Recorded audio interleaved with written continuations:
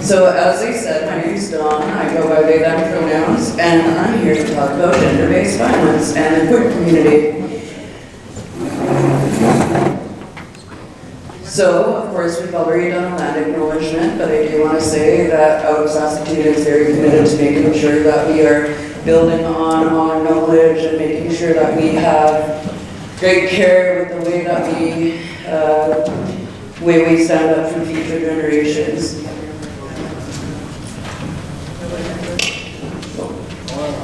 So I just want to say a quick note on language. There are a lot of terms related to the Two-Spirit, trans, and queer community that we use. Terminology in this presentation actually may not align with the words used, culture you hold, or anything like that. And it's important to note that the term Two-Spirit is an English placeholder. A lot of cultures don't use this word as they recover what it is for themselves. For example, Denkiw is a non-binary or Two-Spirit. I butchered that one. I'm still learning myself as part of my revitalization, so just know that a lot of the language in this presentation, if you have questions about it, I'd be happy to answer. So gender-based violence. Gender-based violence is based on the fact that, well, before we start, I do want to give you a little 101, a little rundown of this identity pal that we use. It is there to talk about gender, expression, sex, attraction, and gender. As I go through the presentation, I'll do a little bit more explaining about what these mean, but these are part of what make you, you.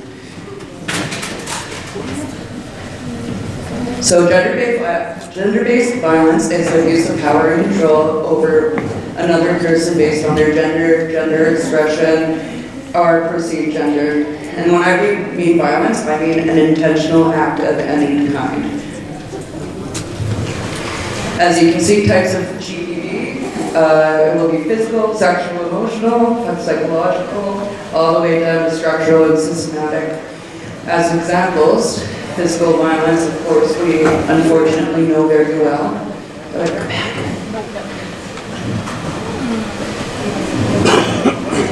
Physical violence we know very well, sexual violence as well, but then there's some insidious ones that you may not see, like spiritual violence, where you aren't allowed to partake in ceremonies as yourself. I thought I was going to do spirit-based sweat once, and when I got there, I was immediately told to put on a skirt. I'm not very comfortable in skirts all the time. I will, of course, do it because of, ceremony, and I want to respect what my elders and my traditions have taught me. Then we have online, of course, that would be bullying online, which can take a lot of pain and suffering onto the person. Systemic. They do not, even though I've been going to this doctor for years, they refuse to call me by the name that I go by, and they refuse to use the pronouns I prefer. They often ask me specifically about my biology, even if it's just a cough. So GBV and sex. Bodies exist on a spectrum, but they only really ever refer to male and female. So this actually takes away from people learning about intersex people. Intersex people are those that have characteristics that go between female and male. This could be XXY, it could be XY, it could be a man presenting with secondary sex characteristics like breasts. So basically, with this Christianization and colonization, we unfortunately only ever think about those two. So that means there's that erasure, there's that secrecy and shame, and mentalities that this is wrong, when in fact they've been around for years and years and years. So recognizing gender-based violence in sex. Have you noticed yourself making assumptions about what a person is based on their appearance? Do you refer to only sex within the binary of male and female? Are you asking about a person's biology out of curiosity or because you actually care about them? So it's one of those things that, like, I'm not trying to call anyone out here. I just want you to think that this is part of working against gender-based violence and family violence, is really thinking about where you stand. So who you are, this is gender. This is often conflated with sex, but it's completely different. Sex is biology. Gender is how you identify yourselves. So this could be female and this could be male or not. That's people who align with the gender they were born in, or the sex they were born in.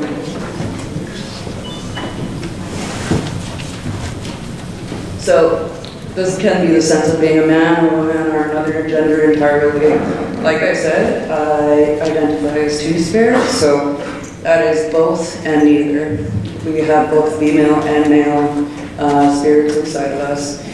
Fun little fact, the term two-spirit came in 1990 at the third Trans-International Native Gays and Lesbians Gathering in Winnipeg, and it was coined by Dr. Myra Laramie of the Fisher Cree Nation.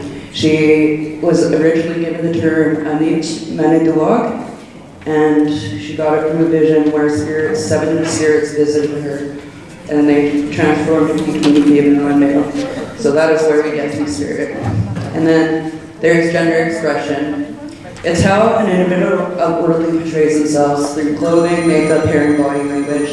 These things are often forced along the binary. One of my favorite examples is the fact that long hair can be seen as feminine. But what about our men? Our men will wear long hair for ceremonial purposes or for cultural purposes. That doesn't make them a woman. So gender diverse people are often wary of engaging with systems and services. This is because intake forms, procedures, spaces, and services are not inclusive. Lack of awareness of existence, experiences, and needs of gender diverse folks. And being denied services, given subpar services, or harmed by services in the past. And some other recognitions, if you can think about these questions. Do you assume what pronoun a person uses or what the gender is based on their appearance? Do you use heteronormative language or assumptions when speaking to people about their relationship status or sexual reproductive health? Like I said, I've been asked about my biology and reproductive organs, even if it was nothing to do with conversation. Who you like, sexual and romantic orientation. A lot of people know what this is. It's a person's natural attraction to people or to no one. And I want to just say it for no one because this is another identity that is often forgotten or erased about.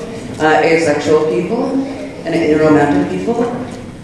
They have no desire to either have any sort of sexual relationship or have any sort of romantic relationship, which is why we put romantic orientation.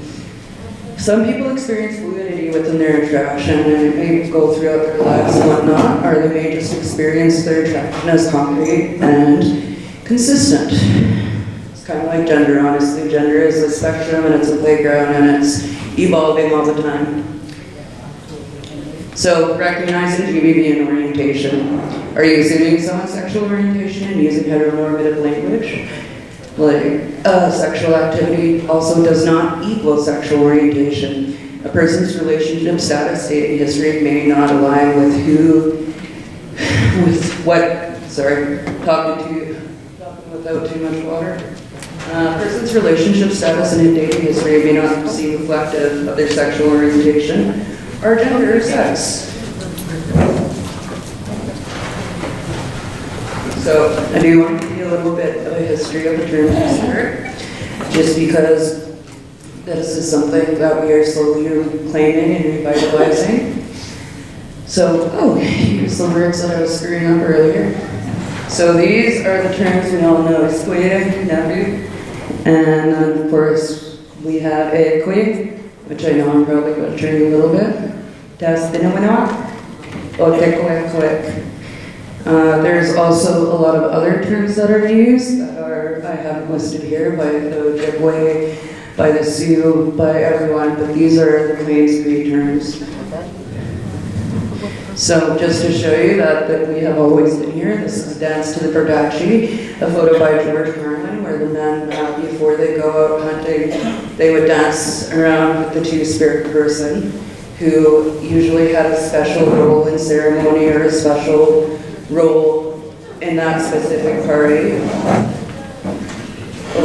I will give a quick warning here. This is the other side of it. This is Captain Vasco de Balbo's dog killing of two-spirit people. This is from 1594, and it describes a scene where the captains rounded up all the two-spirit people, put them in a pond, and got the dogs to attack them because they didn't fit within the binary, they didn't fit within Christian morals, they didn't fit within what they thought was moral.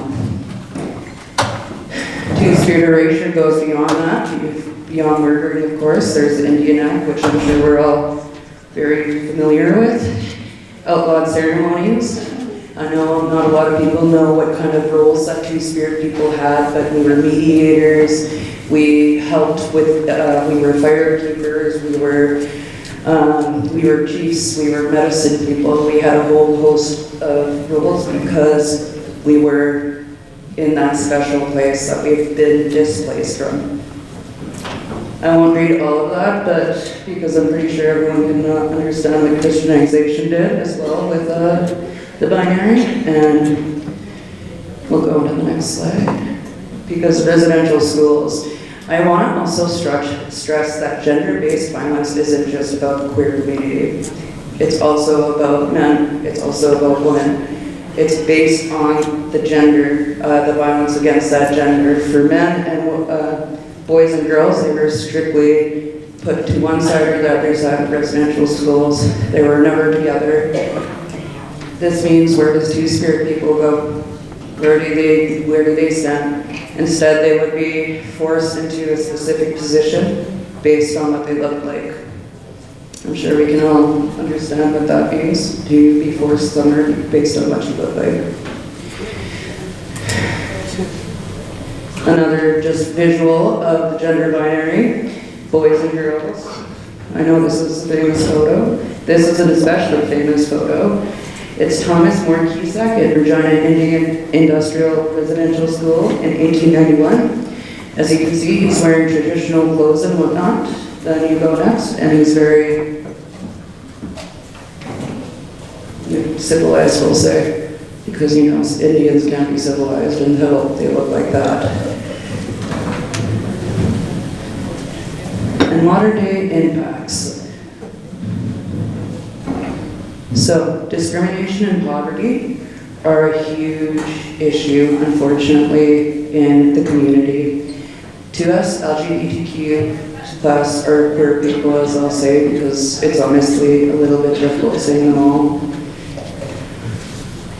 They experience homelessness at higher rates than their counterparts, especially to us LGBTQ youth. There's some statistics I did not put on here, but there's about, out of all the youth that are homeless, about 40% are to us LGBTQ. Poverty rate, meaning quality of life is low, you don't get to eat very often, you don't have a solid job or a solid place, you don't have money, you are surviving, that's what that means. The poverty rate of queer people aged 18 to 24 was 19.3 compared to 11.3 for age 25 up. So our young people are suffering because of gender-based violence and because of being queer. Then 57% of queer people were shunned by their family, were physically harassed or assaulted, 48%, and 52% were verbally harassed. So that means, as a queer person, I am more likely to experience harm due to the fact that someone has ideas about who I am or what I stand for. I'm just me. That doesn't have anything else to do with it. It's just another part of my identity. STIs and physical health. STIs stand for sexually transmitted infections. And with research that shows that 2S LGBTQ plus people experience higher rates of HIV infection than their non-Indigenous peers. This is because a lot of queer people and a lot of people with HIV positive status often experience racism, sexism, homophobia, things like that. And if you go to a doctor and he asks about your genitals, 2 out of 5 times that you go see him, Do you really want to go to that doctor? Are you going to just push your physical health and wait to make sure that you're not dying? It's a lot of reasons why a lot of queer people do end up sicker than most. And over half of the LGBT, so lesbian, gay, and bisexual adults, have reported experiencing at least some difficulty in any of the 6 domains of functional health, which is significantly higher, 15% higher than heterosexual adults. This means that in every portion of their health, their physical health, their mental health, they don't have the same rights, they don't have the same rates as anyone else. Mental health and substance use. Both Indigenous youth and gender diverse youth are at a higher risk for suicide than their peers, 27% to 13%. That is a double. This is isolation felt by many of these queer youth, often results in more negative health outcomes. I'm sure you might have all heard of intersectionality, where it's coined by Dr. Kimberly Crenshaw using a traffic intersection. You stand in the middle of 2 roads. You can get out of the way of the cars if they come to you, right? It's just quick step out of the way. You have a couple more intersections. It's a little bit more difficult, but you can probably step out of the way. You might get brushed against or whatever, and then you put more intersections and the likelihood of your safety goes down significantly. So as someone who's Indigenous, though very white presenting, I guess you can tell, someone who is queer, someone who presents as a woman, someone who only has a little bit of education, so on and so forth, so on and so forth, all those intersections add up. Multiple studies have also shown that queer Indigenous people experience high rates of depression, anxiety, and substance use. A lot of the facts that I get, all the figures I get from Stats Canada, and over 50% of queer Indigenous people, have depression or anxiety or a mixture of both, or some sort of mental health issue. So this is actually the important part. This is the part that I love doing, activism and allyship. Sometimes we think that's a little too scary of a word because what can you do, right? I'm here to tell you what to do. So my first tip is that the word ally is a verb, not a noun. It is an action. You cannot just sit at your desk and share that Facebook link. You can't just go and say, I support Israel, or I support Palestine. You can't just do your computer activism. You gotta go out and you gotta support your people. So it's to supporting, uplifting, amplifying the experiences of queer, trans, and two-spirit voices. And you have to do it with your everyday choices. Dead name is another thing that we have as queer people. Some queer people don't like going by their first name due to many traumas that may be with their family or so on and so forth. I personally do not use my first name. I don't like it. I'm not a fan, and I've had a difficult relationship with my dad, so I don't really like using it unless I have to. And right now I have to use it for legal reasons. So, technical term, a dead name is using a person's incorrect name, birth name, or legal name that they, instead of using their correct or chosen name. And when I say legal name, if they say, hey, I would like to go by this, you only use their legal name in a legal context. So using a person's dead name is invalidating and harmful. It's basically saying, hey, I don't care about how you feel. I want to be comfortable and I don't want to be an inconvenience. We make accommodations for cisgender people all of the time. We think of people who get married and they change their last name. We call them by their last name. When someone has a child, they start getting called mom, or maybe grandma, mushum, so on and so forth. It's actually a lot easier than people think it is. And pronouns. I know a lot of people know what pronouns are because of all the issues with government, but I'm just going to give you a little bit more of a detail because it's an easy way to show your respect and care. So why do they matter? Using the person's correct pronouns shows your respect, safety, and acceptance. It shows that you are a safe person for this person to come to. Whether it be just showing up and using their pronouns when they're having a bad day, that's suicide prevention. Using their actual name instead of going back to their name that they have bad connotations with, that is suicide prevention. I want to stress, this is all suicide prevention. What if you mess up? We all mess up. I mess up a lot. I messed up earlier. You will not always get it right. You can do a lot too when you mess up. But basically, when you make a mistake, you acknowledge it, you apologize, and you keep trying. Also, I do want to say, do not make the apology about you as well. A lot of people, when they're first trying to get used to a person's pronouns, will start saying, I'm so sorry, I didn't mean to do that. I hope I'm not making, blah, blah, blah, blah, blah. It shouldn't be about you. They shouldn't be apologizing to you to make you feel better, right? You should just catch it, carry on with care. I actually have something we call the 3 C's, super easy. Catch it, correct it, carry on with care. So, I saw Stephanie, at the library yesterday. She was signing up about sun gardening. Then, hey, have you heard from Alex? She's, they were supposed to call me this morning. Easy peasy. You can also practice in the car. You can practice at home. You can practice in the shower. You can do whatever you want. If you practice, it makes it much easier. Poverty's nerfed, as my mom says. So to be an ally, some specific ones I included for queer people, but also against gender-based violence and binary, I'll say.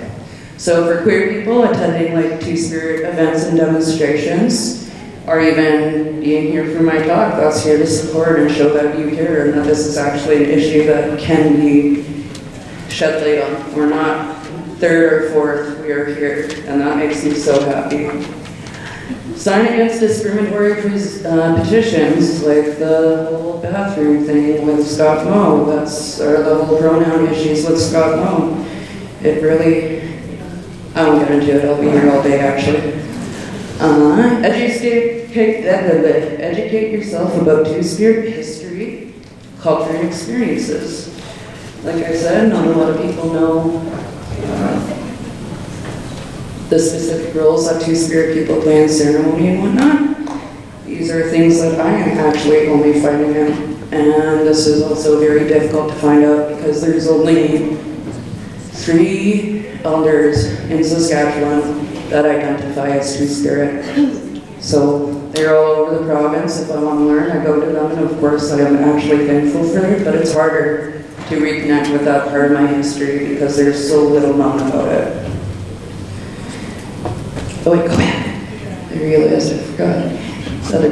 And speak out against hate speech. But this is the part where I want to say you got to make sure that you are safe. If you don't feel safe sticking up for someone, don't do it. I just want you all to be safe when you're practicing this. And this is also for gender-based violence. Holding up other marginalized people and, supporting their voices. You see a man kick his wife out of the car, you go help her, right? You see a little boy getting smacked by his dad for dancing with the girls, just go talk to that dad and be like, that's not right. Checking in with your friends that you know are having a hard time. This could be women that are going through a divorce, or maybe men that are having a hard time going back to work because they don't get as much paid time off as new mothers do. Acting as a third party or witness for things like documentation or legal applications. That also means, giving them a ride to and from if you want, going to bingo and sponsoring them, things like that. And again, speaking up when you see perpetuated harm. So there's a couple of other things that I brought up so you can intervene if you hear anything. So if you hear someone say, instead of trans or transgender, oh, that tranny, that tranny is just, ugh. You can interrupt your, stop what you're saying, express your concern, just be like, I don't think that was right, I think you should really, let's talk about it, why do you feel like that's okay? Describe the comment as harmful. I'm not sure if you realize this, but what you just said is harmful, easy enough, and that comment was it okay? Just to bring it back to the binary thing again, like if you hear someone saying, oh, you should smile more, you'll be much prettier. Just give him a smack on the back of the head, please. No one likes hearing that. Approach with curiosity. This is one thing that sometimes I have a difficult thing to do. I like to approach things as if they just don't know what they're talking about. It's more of a place of ignorance rather than hatred, which is why I'm good at education. Things that people have questions for that would seem homophobic and whatnot, I understand this is coming from a place of fear and everything's changing and everything's that way. But knowing that someone just doesn't know what's up compared to if they're speaking from a place of anger and actual hatred, again, approach everyone with safety in mind for yourself. Disagree. I don't think that's a fair or true statement. Yeah, I disagree with that. Just having someone actually point out what they're saying is gross and inappropriate it's everything, because then those people will have to think about what they're saying and why they're saying it. One of my favorite things is when I was a server and bartender, it was for many years, if someone would come up and say something sexist or something gross, like I have a crow tattoo on my leg, and some man came up in his group of buddies, he's like, oh, do you have a crow's nest too? I was like, can you explain? Excuse me? Sorry, what do you mean by that? Oh, and then he had to try and explain that he was trying to talk about my genitals in a group of men. Is that not embarrassing? But he was the one embarrassed because he had to explain why. It wasn't a funny joke. So, I actually took out a bunch of things because I thought my presentation was too long. So I'm running a little bit earlier, but I do have a lot of answers if you have any questions. You can also come up to me afterwards and speak to me because I understand sometimes it's really hard to ask these questions. We don't want to stigmatize, but you still want to learn kind of thing. So if you want to contact me, twospirit@saskatoon.ca is what I do. If you know any Two-Spirit kids or Two-Spirit people in your life, I also run a yearly culture camp for Two-Spirit people where we learn together. And if you, I don't know, just have any other questions, you can come chat with me. I know I'm ending a little early, but thank you very much for listening. Like I said, this warms my heart seeing all these people. And tell me.